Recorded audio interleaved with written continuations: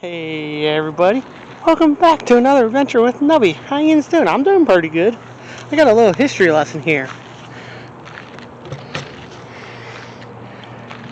It's about the Briggs and Turivas industry here. And it was serviced by the Montour Railroad, which is what we're on, which is now the trail. And B&T, as it was known, located right next to Cliff Mine Road, right off the interstate, the 376 Parkway, and it's now where the two office buildings are now, and it's at 5.2 for the trail, and it was a scrapyard.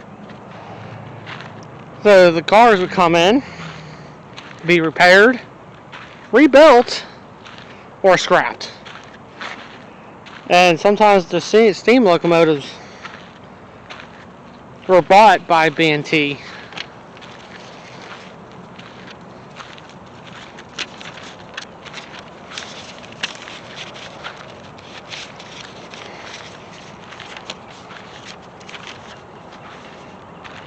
And most of the locomotives were written off by the owners.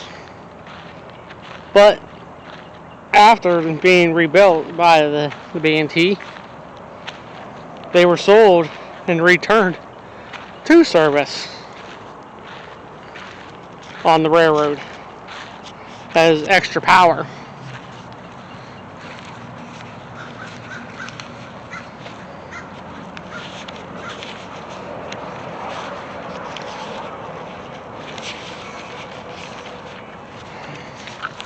And some of the locomotives came from the area, like Bessemer, Lake Erie, the Pittsburgh and Lake Erie, to be refurbished and resold. The rail cars in the yard gave a break to seeing a string of hopper cars on the main line, which the trail is the old main line.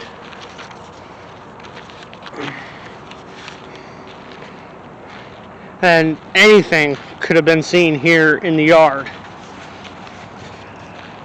such as boxcars, tank cars, gondolas, hoppers, flat cars, and such. And some of them met the torch, and they were cut up and sent down to the steel mills. And it was a busy scene to see the sparks from the torches and the cranes moving parts and panels and scrap and getting loaded into the gondolas. And the gonds were filled up with scrap, sent down the line. Rebuilds were put into revenue service. And if you guys want to pause and take a look at this is basically some of the extra information. And that's the 376 bridge there. Same with here.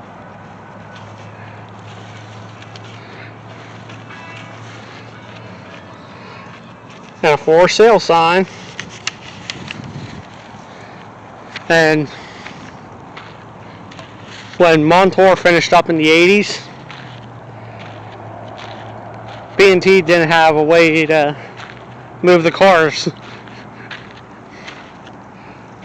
So they relocated to Denison, Ohio, where they took over an old servicing facility from the Pennsylvania Railroad. And so when they closed in Ohio, when B&T closed the Ohio, when PRR, Panhandle Division, ceased operation, in the 90s. And the panhandle divisions would meet up at McDonald Trestle.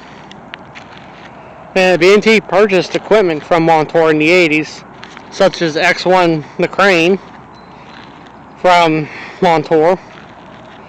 Sent to Denison to work for another 10 years until the main engine failed,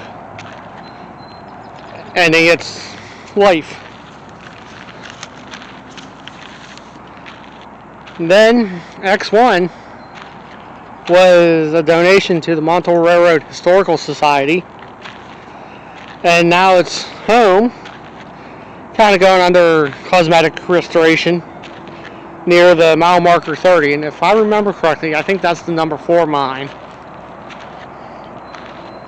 B&T generated a lot of non-coal traffic for the Montour. Cars and equipment would be going both ways to other railroads. And a lot of people like the spot. Also, not just the rail fans, the modelers, to see any type of car from the railroad to be seen from the B&T and the Montour.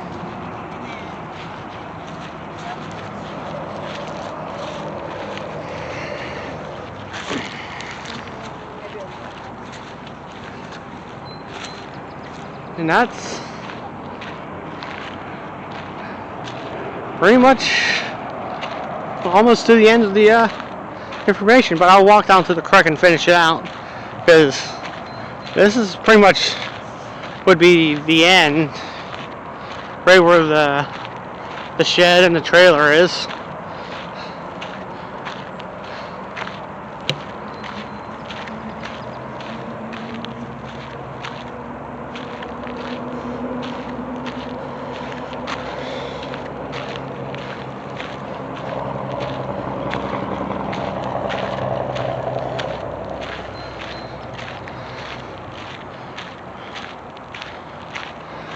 Pretty much right there, and this would be looking up to what it looks like now.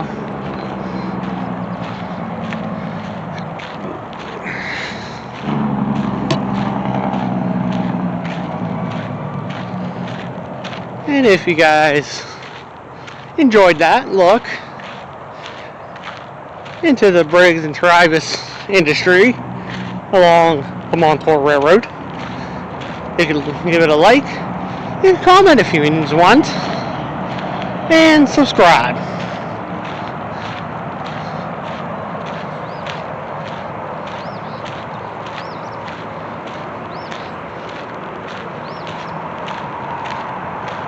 And I'll link for the Mcclaren Bridge that I did way long ago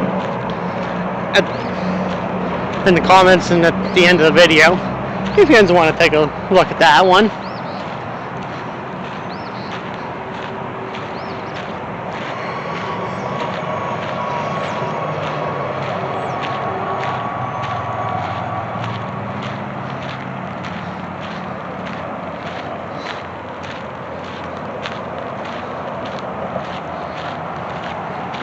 And that's the wonderful Mcclaren run right here.